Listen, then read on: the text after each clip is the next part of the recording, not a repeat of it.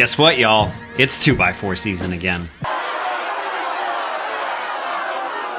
With the price of construction lumber down to normal, I headed to my local Home Depot and loaded up on some 2x4s to build this easy DIY sofa that works both indoors and out.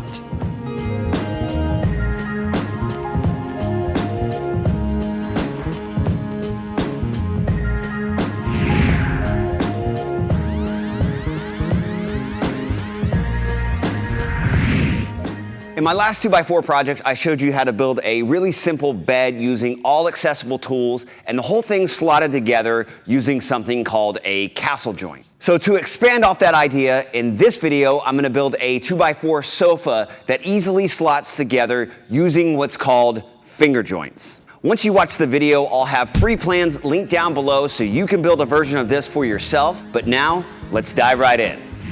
I'm planing down my 2x4s 1/8 of an inch on either side to remove the rounded edges, but this is an optional step. I realize not everyone has a planer, and you can skip this step if you need to.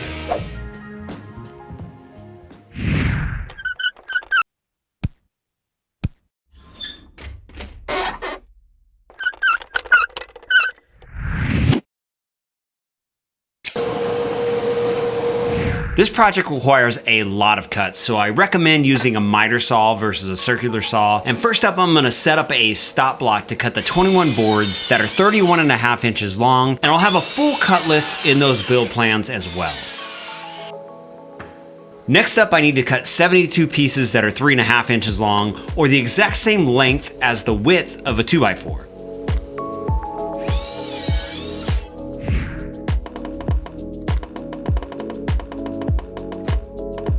Once all of those pieces are cut, I can pre-sand everything up to 120 grit. Okay, with all these pieces cut, now I'm gonna start working on those end assemblies that are gonna be the armrest and the legs of the sofa. Now I'm doing this by stacking the pieces in a certain pattern. As I build it up, I'm gonna be gluing the pieces together and then clamping them up in smaller assemblies and then taking those smaller assemblies to make that larger end piece. I'm starting by gluing together double stacked 3.5 inch squares. These are gonna serve as the feet for the sofa on the two end pieces and that center support, so I need to glue up 6 pairs total. Moving on to the side assemblies, I'm gluing them up in 2 smaller sub-assemblies first, which helps make the glue ups more manageable later on. The first sub-assembly consists of 3 of the 31.5 inch boards spaced with those 3.5 inch squares. If you don't follow now, just bear with me and it'll all make sense as we move on.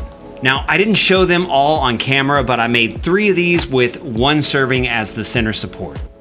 For the larger subassembly, I'm gluing up 5 of those longer boards in the exact same configuration as those first subassemblies.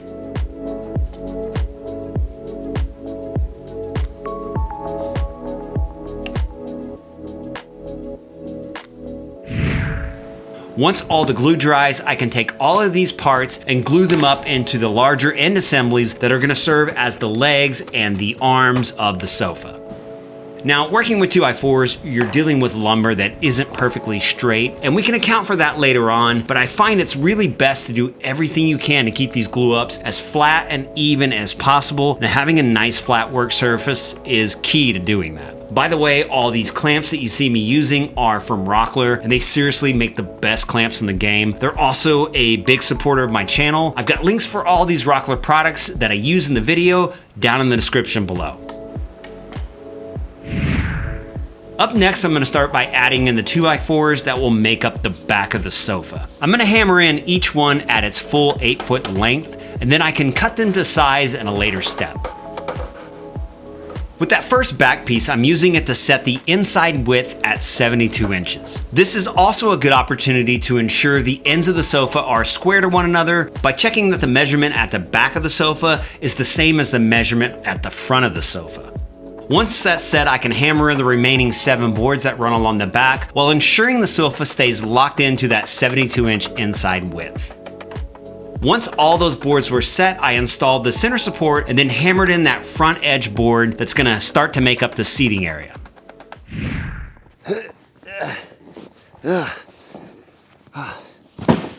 Check out what just arrived. These are my cushions that I got from the Simple Cushion Company. I saw them in Mike Montgomery from Modern Builds, his video on the 2x4 sofa that he did, and then Ben Ueda did a DIY sofa where he used the cushions as well. And the two of them created a company called Simple Cushion Company, and they sent me this set of cushions to try out for this sofa. Gotta be careful we don't cut the cushions while we do this. That would be bad. So I just cracked this thing open, and these cushions are super, super nice. I think this is gonna look really good with, you know, kind of the lighter wood of the 2x4s themselves. Now, I wanted to get these out and actually size the sofa to them, because sometimes when you get cushions, you know, they're a little bit of a different size. So it's always a smart move to size your piece to the cushions that you have. I'm looking at this, like I've got this thing set at 72 inches. The cushion is 72 inches.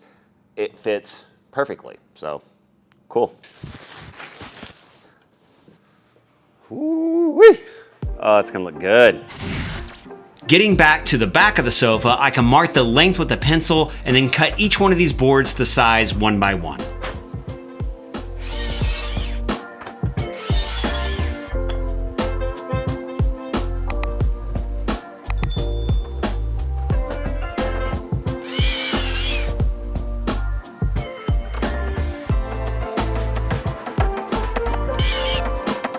The back assembly gets spacer blocks at the center, and I'm gluing these in with the end grain showing towards the back.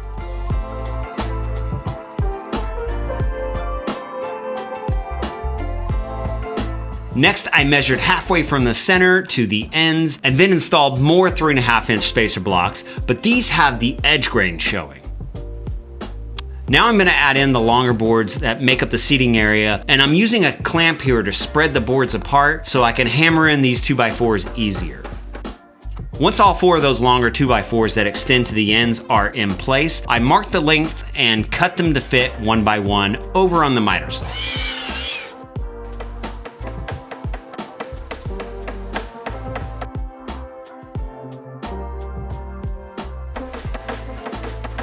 This is also a good time to glue in the spacers, and notice that pattern on the end of switching between the end grain of those long boards and the edge grain to cap off the sections that butt up on the shorter seating boards.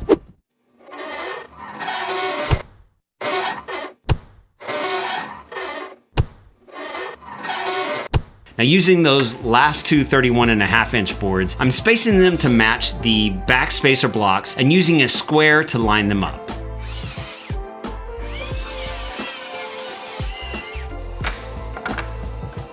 I'm going to attach these boards with screws, and this is one of the few places on this entire piece where mechanical fasteners are used.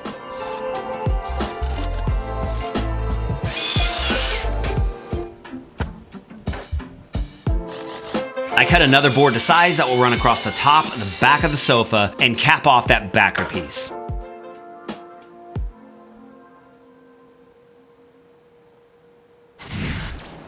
Next up, I'll make the backboard that sits at an angle and supports the upper cushion. And I'm gonna use a leftover offcut of plywood that I had laying around the shop, but only because I cut the 2 Radiata Pine 2x4 project panels that I was gonna use to the wrong size. Now, the plans are gonna show how to make this component out of those 2 project panels, but you could do this either way. I added the cushions and then got a feel for what was comfortable and what that proper angle should be. And I'm not gonna measure that exact angle, but I did use this angle gauge to mark that angle I set, and then I could set the miter saw to match, and this ended up being right around 18 degrees.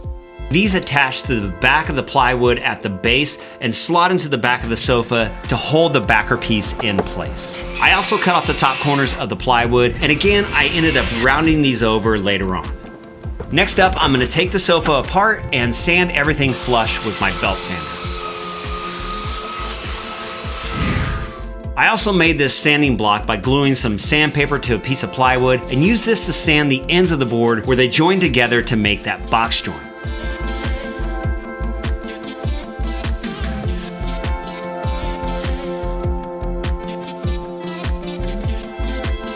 Moving on to the ends of the sofa, I remove those, and again I'm going to use my belt sander to sand them up flush, and also put a round over on the two outside edges, and I really feel like this little detail is what levels this piece up from looking sort of basic to something that's way more polished.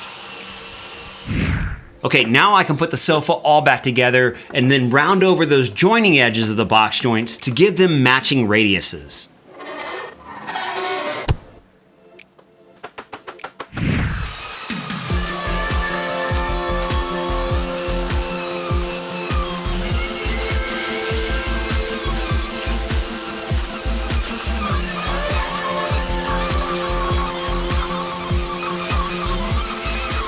This is also where I rounded all those chamfered edges with my belt sander as well.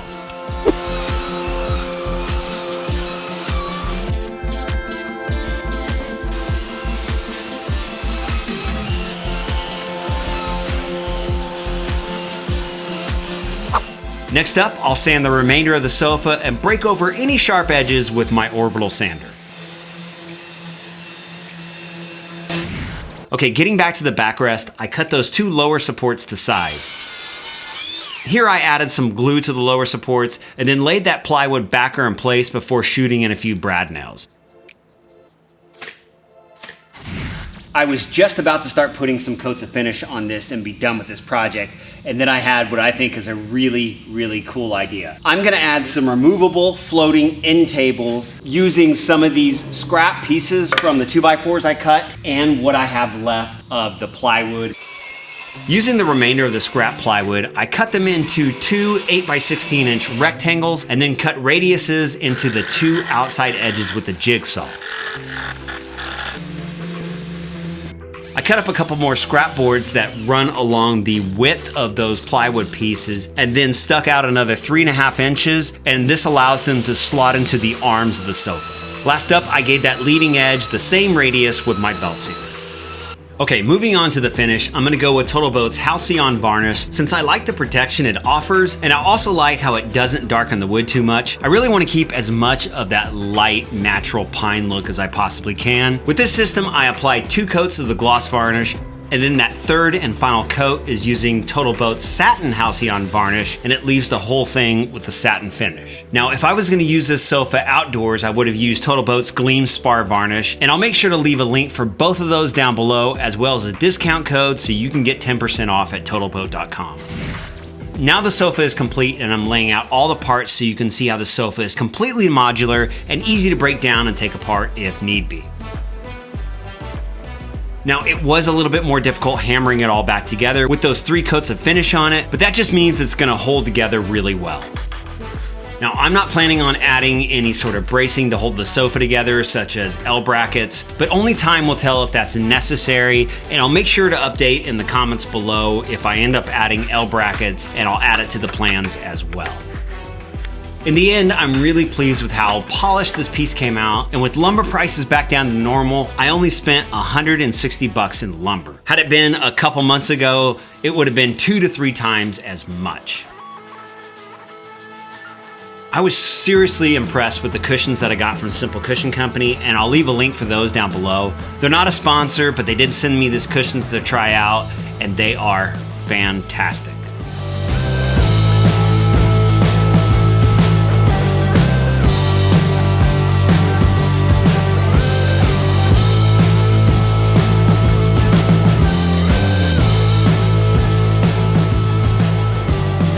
I'm really happy with the way this sofa turned out, and I think it could look great both indoors or out. Just make sure you check out those free plans, and if you build this yourself, please tag me on Instagram with your build. It's honestly my favorite part about making these videos, so please hit me up on Instagram if you build this yourself. I want to see those pics. Also, let me know in the comments what you think about this piece as well, and maybe what you would do different. And if you truly enjoyed this video, please give it a thumbs up and hit that subscribe button, which really helps this channel out and helps it grow. I want to give a big thanks to Rockler and Total Boat for supporting my channel.